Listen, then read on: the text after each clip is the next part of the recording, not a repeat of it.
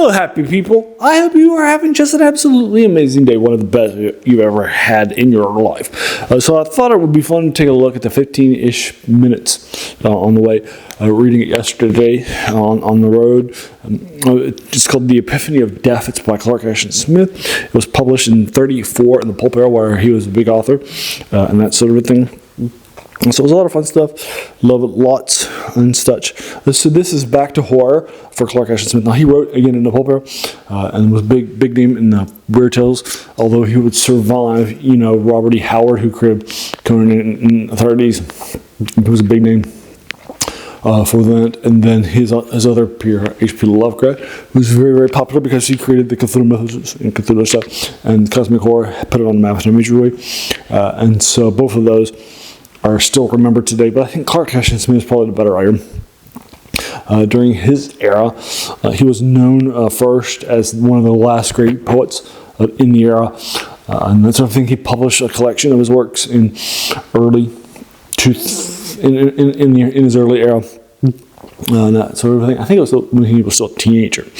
And that sort of a thing. He was living in the San Francisco era, put him on a map in a major way. Also has written a lot of prose poems and that sort of a thing. His writing style, I think, is better than those two. It's very interesting and unique because he had a near eidetic memory. He read a dictionary and such when he was a kid, so he kept a lot of those words with him. All right, so let's start my review of The Epiphany of Death, a faster read for you folks. Now, I read this on eldritchdark.com for free. So if you're interested, check it out. Also, I'll like it in the comments below.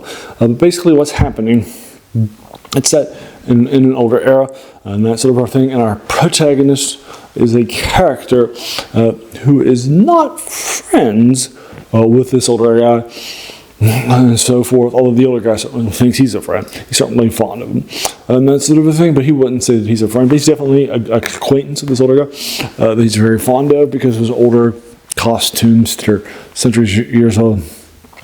And he says that he's the last descendant of an ancient noble person, and he lives on their estate too with a couple of older stuff and that sort of thing. And he tells our young protagonist that he doesn't really understand what death is like.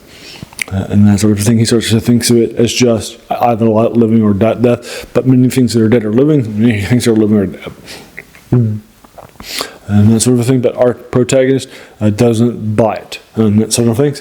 And then stuff will happen, and then he will really believe it in the end, and that sort of thing. But what happens and that sort of thing, I'll leave to your imagination. That's where the title, The Epiphany of Death, comes from, right? But I don't want to spoil it overly much. But it's a faster read for you folks. It does have a more Clark Ashton Smith ending than some of the previous ones, a little darker, a little twisted, and that sort of thing. I wouldn't say this is the best ending, but it's not the worst either. It's got a great prose too. Love it lots, and that sort of a thing. So that's Clark Ashton Smith's The Epiphany of Death for you folks. All right, but there you are. So again, I'm not a trained scholar. I haven't studied English or Clark Ashton Smith and that sort of thing. I'm just a fan of his. So your opinion will be just as valid as mine, but I think it's probably like a 7 out of 10. Well written, faster basis. It uses its own well and such. Great ending, but not an epic. Like I wouldn't put it on like his better stuff, but it's fine. So I think it's a 7 out of 10 for you folks. From 34 for you folks. The Epiphany of Death. But what are your thoughts? Your opinion's going to be just as valid as mine. And if you are a trained critic or English major in college, that sort of thing, I'd love to hear about what you think. Because she's probably going to be more valid than mine is, right? Totally fine. Alrighty. And so there you are. So let me know what your thoughts are. And then as a reminder, I try to do 3 reviews of these older science fiction and horror and fantasy things. For sometimes from a pulp-era like him, or other things too, but I try to do them from older things, and that sort of thing. It's the passion of this channel.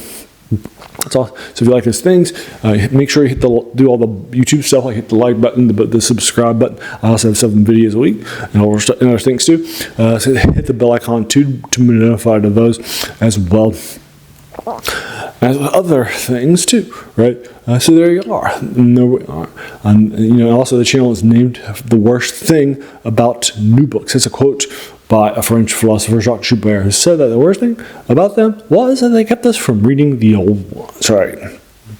Alrighty, so there you are, and that's the passion of his channel. Again, in our pursuit of the new stuff, right? We have forgotten all the that's in pursuit of new books, and new movies, and new video games, right? And that sort of thing. We have forgotten the value of the older stuff. Not that the new things are bad; they're not, right? But just we have forgotten about the value, right, of those older things, right? So check them out.